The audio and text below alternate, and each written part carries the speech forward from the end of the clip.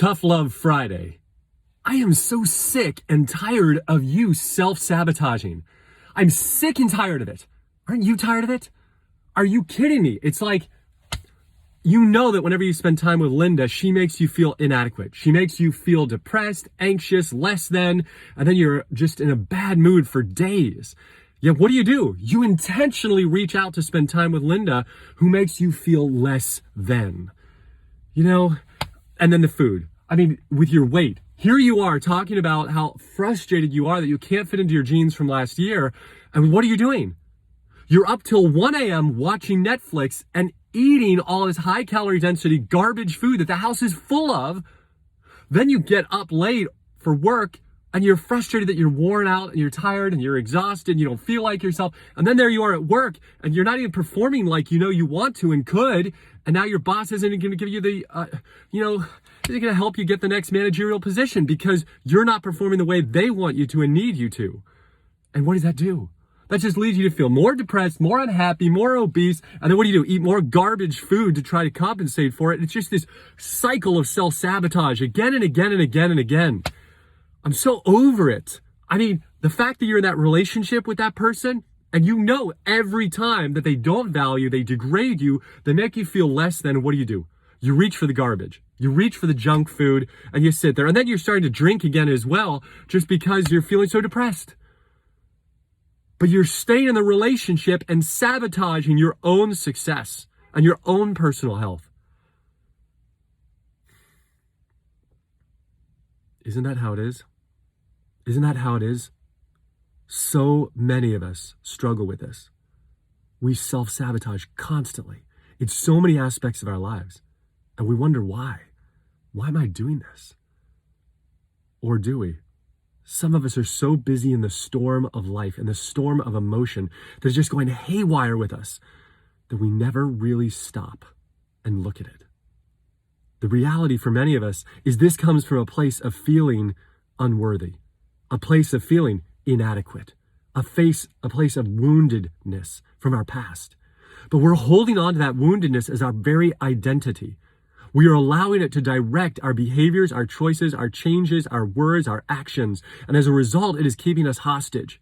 We continue to self-sabotage again and again and again. And we waste 3/4 of our energy of our entire days on feeling inadequate, on being angry and frustrated and pissed off and looking around at other people and saying, why can't I be like that person or that person? And the reality is we can. We can. But first, number one, you have to be aware of this behavior. If you do this, you need to know it. So start looking at your life. Are you self-sabotaging? Like the person who says, well, I hurt my ankle and I put on 40 pounds. Has nothing to do with each other. You hurt your ankle, so you weren't as active, but you started eating either the same amount of food or you ate more comfort, quote unquote, foods to make up for the fact that you were feeling depressed, and now you put on the food. In other words, it was the depression, the anxiety, the frustration that caused you to eat more food, and that's what got you. That's what needs to be addressed.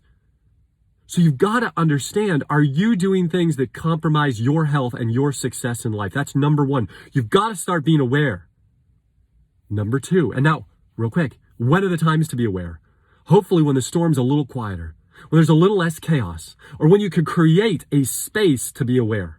Whether it be stepping out with a professional, like a psychologist or a close advocate who can help you walk through this, or whether it be you yourself just stepping into a quiet place at a time and a moment to be present and to look at your life from that 30,000-foot view and say, what's going on? Number two, you've got to take action. You can no longer just talk about this. You can no longer complain about this. It is time for action in your life. You've got to make the changes. So if you are tired of not being able to fit in those jeans from last year, and yet your house is full of high calorie density garbage food, you're not serious. And you've got to get serious about this. Otherwise, you're going to waste your life with frustration, with anger, with depression, anxiety, that you were not successful and were not achieving your best health. So you've got to get all that junk out of the house. It's got to happen, and you have to do it now. And if you can't get it out because your spouse absolutely refuses to not have that junk in the house, well, then you at least have to have a small refrigerator or one level in the refrigerator where it's your food only and nothing else are you allowed to eat in that home. The same thing with these other behaviors. with you compromising your sleep, with you compromising your exercise, with you compromising your mental health by being around people who are toxic and compromise your success. Friends, it is time to get serious about this. Number one, be aware of who, what behaviors, what situations self-sabotage you. Number two, it's time to make changes. Changes that are meaningful, that are sustainable, and that become habits, so that now you become the person who self-edifies, who self-uplifts, who encourages and motivates self, not self-sabotages again and again and again. But it will take time, and it will take real sincere discipline and awareness of what's going on before you can change this. And it'll probably take you days, weeks, or months, and they are worth it to rewrite your personal history moving forward. And number three, you need to reevaluate on a regular basis and change the behaviors accordingly. You can do this. You can be successful. You could change from a period and a life and a behavior of self-sabotage to one of self-efficacy, and I can help you.